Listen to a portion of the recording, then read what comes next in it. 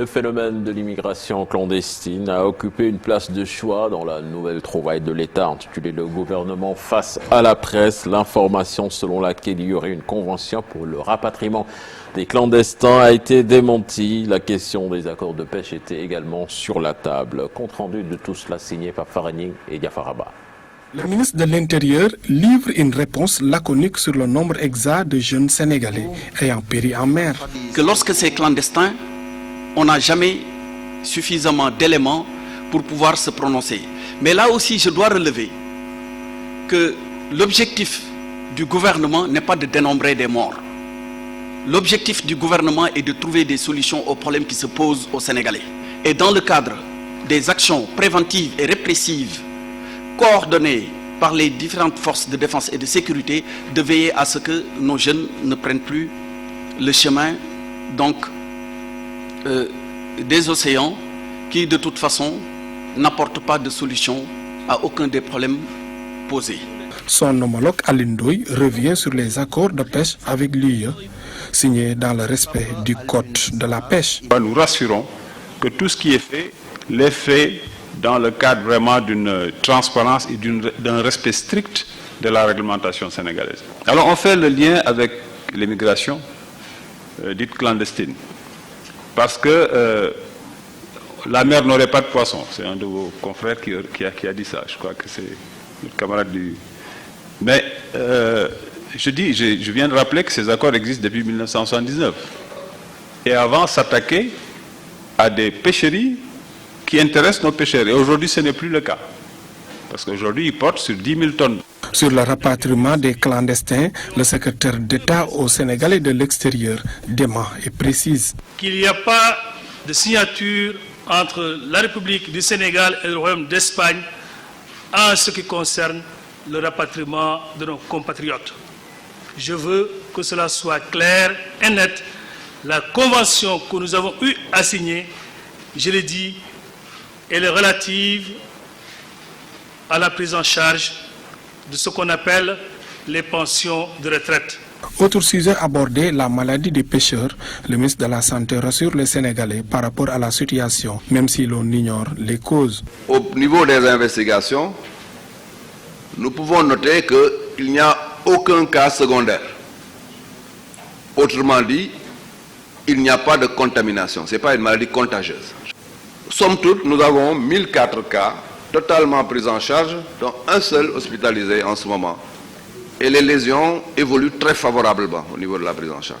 Lors de cette séance de questions-réponses avec la presse, les ministres de la Jeunesse et de l'Emploi et de la formation professionnelle ont aussi apporté des réponses à cette situation. Puis cet incendie qui s'est déclaré hier au port autonome de Dakar, plus exactement au Mall 10, c'était aux environs de 10 heures. L'entreprise Ozix, spécialisée dans la fabrication de résine, d'objets de décoration, d'armurerie et de peinture. Les sapeurs-pompiers ont mis du temps à maîtriser les flammes. Aucune perte en vie humaine, mais beaucoup de dégâts matériels. L'origine du sinistre, pour le moment, inconnue. On voit cela avec Ibou Diouf. Une image qui témoigne de l'intensité du sinistre. Ils sont agents de la brigade des sapeurs-pompiers, différents des autres avec leur tenue de protection et d'approche. 2 éclaireurs pour aider à circonscrire le feu qui s'est déclaré au Mall 10, au port autonome de Dakar, exactement dans l'entrepôt de l'entreprise Oryx. Dans le cadre de cette opération, nous avons mobilisé tous les moyens des sapeurs-pompiers de Dakar. Précisément, nous avons engagé 25 engins et véhicules d'incendie, dont 9 fourgons pompe-tonnes et 2 échelles aériennes. Sur le plan personnel, nous avons engagé 112 personnels, dont 16 officiers. Des moyens conséquents déployés pour maîtriser les flammes dans cette entreprise spécialisée dans la fabrication de résine, d'objets de décoration, d'armurerie et de peinture. Il y a du fibre de verre qui était dans les lieux, donc c'est pas facile de l'éteindre avec de l'eau seulement. Il a fallu qu'on utilise de la mousse pour pouvoir parvenir à circonscrire. Les soldats du fond ont mis du temps pour maîtriser les flammes. Au-delà de la question des équipements, d'autres manquements ont été évoqués. Difficultés liées d'abord à l'éternelle question des hydrants. Parce que nous allons à présent dans le bassin arachidier avec le démarrage de la campagne de commercialisation de l'arachide. Le prix dépasse largement les 250 francs CFA chez les opérateurs chinois pour le plus grand bonheur des paysans. Les contrôleurs économiques aussi étaient sur place pour vérifier les ponts bascules. Le reportage dans un point de vente signé Ibrahima Diamé. Dans ce point de vente chinois situé à 5 km de la commune de Kaolack, la présence des ouvriers et des camions remplis de sacs d'arachide atteste du démarrage de la campagne de commercialisation arachidière. Les jeunes garçons sont venus pour gagner leur vie à la sueur de leur front.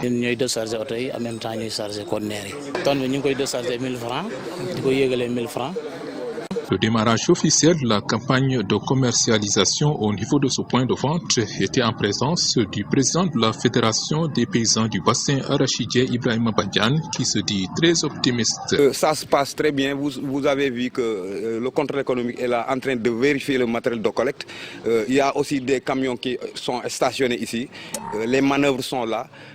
Donc nous allons tout de suite démarrer la campagne. L'avocat des paysans se réjouit du prix proposé par les Chinois en dépit de la taxe de 30 francs CFA imposée par l'État. Donc nous vendons nos graines à 300 francs et toute personne qui se présente pour essayer d'acheter à 250, ça ne sera pas possible. Et pour s'assurer de la régularité des opérations, des éléments du service du commerce étaient aussi présents sur les lieux. Vous savez, dans la campagne de commercialisation de l'arachide, le ministère du Commerce joue un rôle primordial dans la remise en état des matériaux de collecte. La remise en état, c'est quoi? C'est de vérifier d'abord, avant le démarrage de la campagne, que les opérateurs utilisent des instruments de mesure conformes à la réglementation. Ce point de vente d'arachide appartenant aux opérateurs étrangers chinois avait fait l'objet de cambriolage l'année dernière où près de 20 millions de francs CFA ont été emportés. Et puis du football, manche aller, tour préliminaire de la Coupe de la Confédération africaine. L'AS Giraffe de Dakar, fin prête à défier Canon Pillars du Nigeria. Le groupe vert et blanc respire la confiance en dépit du manque de compétition officielle au Sénégal. Cher Sadou Diarra et Ahmadouba sont allés à leur rencontre. L'AS Giraffe paraît pour s'imposer face aux Kano Pillars du Nigeria. Le club représentant le Sénégal en Coupe CAF est confiant à quelques jours de la marche aller du tour préliminaire. On est presque dans la phase terminale, tout se passe très bien. On a fait une bonne préparation hivernale. On a joué des matchs amicaux. Maintenant, il nous reste juste à jouer ce match contre Kano Pillars samedi, Inch'Allah. L'équipe est ferme, prête pour vraiment jouer contre n'importe qui et gagner ces matchs, Inch'Allah. Nous, Giraffe, on est ambitieux. Chaque 2 ans, presque l'équipe va en Afrique. Peut-être il y a 2 ans, on a un peu raté le coach. Parce qu'on est parti au deuxième tour où on a été éliminé par le Wydad de Casablanca qui a été finaliste. Même l'RS Berkane avec qui on a joué la Coupe CAF aussi a été finaliste. Et je pense que bon, on a appris de nos erreurs maintenant. Comme on dit, les années se suivent mais ne se ressemblent jamais. Ce qui est important, moi, ça va se jouer sur les détails. On est conscient que c'est pas une équipe facile, c'est une équipe nigérienne et toutes les équipes nigériennes sont bien loties, sont bien armées. Mais comme on dit, nous aussi on est bien armés, on reste chez nous et on va jouer chez nous. Il faut que nous soyons maîtres chez nous et qu'on fait tout pour gagner ce match. À presque 8 semaines de préparation, le groupe des Verts et Blancs vit bien. Les recrues se sont facilement intégrés. Bien, il y a une bonne ambiance de groupe, l'équipe vit bien, vraiment, tout se passe très bien et l'équipe est vraiment enthousiaste. Maintenant, je demande à tous les Sénégalais, à tous les Girafman de venir nous supporter et d'encourager les jeunes et d'être derrière cette équipe pour la pousser à la victoire, Inch'Allah. Tout joueur rêve de jouer les grandes compétitions. C'est pourquoi je suis venu rejoindre ce club. Je vais aider l'équipe à atteindre la phase de poule de la Coupe d'Afrique et devenir meilleur buteur du championnat du Sénégal. Giraffe est sans compétition officielle depuis l'arrêt du championnat au mois de février à cause de la Covid-19. Un déficit qui ne l'ébranle pas. Il faut trouver les voies et moyens pour être prêt. On a des raccourcis, on a essayé de trouver des raccourcis et on pense vraiment être prêt avant le jour J. C'est au stade La Dior de Thiès ce samedi que l'AS Giraffe de Dakar accueille Kano Pillars. L'objectif, prendre une bonne option avant le retour au Nigeria dans une semaine. Et puis retenez qu'en basketball, le Sénégal joue cet après-midi à partir de 15h son premier match des éliminatoires de l'Afrobasket. Ce sera face au Kenya, donc au coup d'envoi à partir de 15h. L'actualité internationale à présent avec au Niger, Mamadou Fall, le décès du président Mamadou Tandian, avec le témoignage de l'ancien président de la Fédération sénégalaise de basketball. Tout à fait, Cheikh Tidiane Diaw, l'ancien président de la République est décédé à l'âge de 82 ans. Mamadou Baba Tandian a dirigé le pays de 1999 à 2010, date de son renversement par un putsch. Un homme qui a relancé l'économie nigérienne. L'ex-président avait un excellent rapport avec le Sénégal, témoigne Baba Tandian. Nous l'écoutons. Le président Tandian est décédé ce soir vers le coup de 19h à Niamey. Ce que je peux dire du président Tandian, en dehors que c'est un parent, c'est un oncle à moi, c'est un cousin direct à mon père.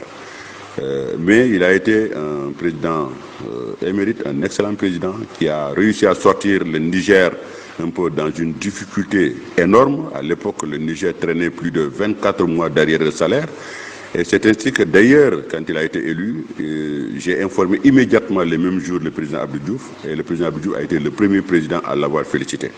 Et il en a profité pour faire ses doléances au président Abdou Diouf, pour l'aider un peu vis-à-vis des Occidentaux qui sont ses amis, de faire en sorte qu'il puisse sortir un peu le Niger de ce marasme. Et au bout de 10 ans, il a réussi, de 24 mois d'arriérés de salaire, le Niger à sa sortie. Le Niger se retrouvait à percevoir leur salaire aux alentours du 25, du 28, comme tous les pays normaux. Ce qui veut que Tandian a fait énormément. Témoignage de Baba Tandian, ancien président de la Fédération basketball du Sénégal. En France, le président Macron a évoqué lors d'une 6e allocution sur l'épidémie de la Covid-19 un allègement. Il déclare que tous les commerces pourront rouvrir dès le 28 novembre. Nous l'écoutons. Deuxième étape, ce sera le 15 décembre. Le 15 décembre, si nous sommes bien arrivés autour des 5000 contaminations par jour et environ 2500 à 3000 personnes en réanimation, nous pourrons alors franchir un nouveau cap. Alors, le confinement pourra être levé. Nous pourrons donc à nouveau nous déplacer sans autorisation, y compris entre régions, et passer Noël en famille. Il faudra au maximum limiter les déplacements inutiles. Souffler et se retrouver, oui, mais j'en appelle à votre sens des responsabilités. Il ne s'agira pas à coup sûr de vacances de Noël comme les autres. Les activités extrascolaires en salle, pour l'accueil des enfants durant les fêtes, seront à nouveau autorisées avec des règles strictes. Les salles de cinéma, les théâtres, les musées pourront reprendre leur activité, toujours dans le cadre des protocoles sanitaires qui ont été négociés. Et un système d'horodatage permettra d'organiser les représentations en fin de journée.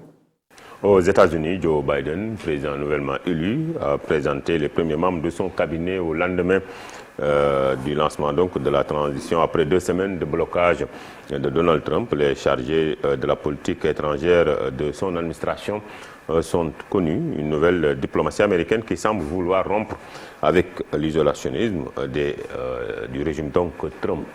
C'est tout pour cette page internationale, Cheikh Tidiane Diaw. Merci à vous, Mamadou Fall. Je me suis invité dans son journal. Comme d'habitude. Je suis en train de faire quelques exercices. C'était là la première tasse actu, Fatih. C'est normal, c'était intéressant, sa page internationale. Merci beaucoup, Cheikh Tidiane Diaw et Mamadou Fall, qui vous ont servi avec grand plaisir la première tasse actu. Tout de suite, retrouvez